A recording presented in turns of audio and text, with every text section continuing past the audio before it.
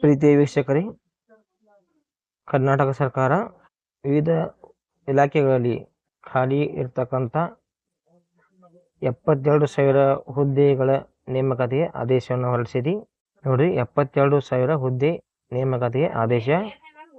ಈ ಹುದ್ದೆಗಳ ನೇಮಕಾತಿಗೆ 2 ತಿಂಗಳಲ್ಲಿ ಅಧಿಸೂಚನೆಯನ್ನು ಹೊರಡಿಸ್ತಾರೆ ಮತ್ತು 4 ತಿಂಗಳಲ್ಲಿ ಪರೀಕ್ಷೆಗಳನ್ನು ನಡೆಸಿ ಒಟ್ಟು 6 ತಿಂಗಳುಗಳಲ್ಲಿ ಒಂದು ಪ್ರಕ್ರಿಯೆಯನ್ನು ಪ್ರೊಸೆಸ್ಸನ್ನು ಪೂರ್ಣ ಮಾಡಬೇಕಂತ ಒಂದು ಆದೇಶ ಬಂದೈತಿ.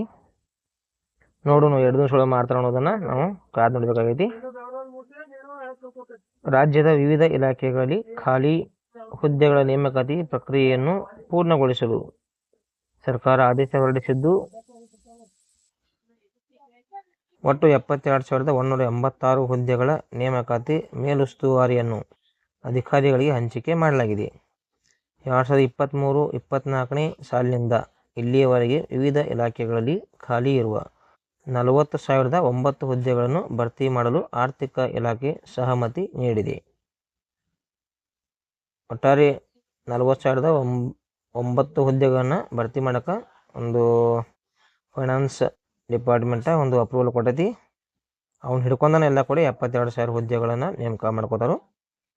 ಕಲ್ಯಾಣ ಕರ್ನಾಟಕ ಸ್ಥಳೀಯ ವೃಂದದಲ್ಲಿ ಖಾಲಿ ಇರುವ 32,177 ಹುದ್ದೆಗಳ ಪೈಕಿ 80% ಹುದ್ದೆಗಳನ್ನು ಭರ್ತಿ ಮಾಡಲು ಸಹಮತಿ ನೀಡಲಾಗಿದೆ.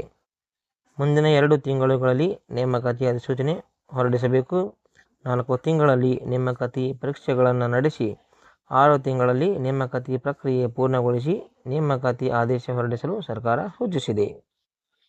ಇದು ಈಗ ಆರ್ಡರ್ ಬಂದೈತಿ. ಇದು ಎಷ್ಟರ ಮಟ್ಟಿಗೆ ಒಂದು ಜಾರಿ ಆಗತ್ತೆ, ಎಷ್ಟರ ಮಟ್ಟಿಗೆ ನೋಟಿಫಿಕೇಶನ್ ಸರಿಯಾದ ಟೈಮ್ ಬರ್ತೈತಿ, ಎಕ್ಸಾಮ್ ನಡೀತಾವು ಮತ್ತು ಒಂದು ಪೂರ್ತಿ ಪ್ರೊಸೆಸ್ ಎಷ್ಟು ದೊಡ್ಡ ಮುಗಿದೈತಿ ಅನ್ನೋದನ್ನು ಕಾದು ನೋಡಬೇಕು.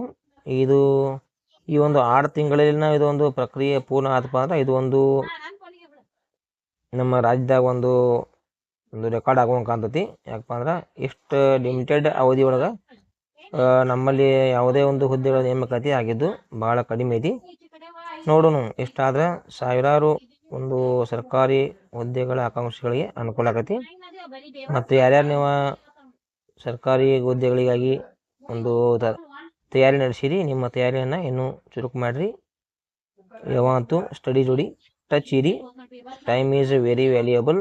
Okay, it will never come back. Okay, don't waste your time. And finally all the best.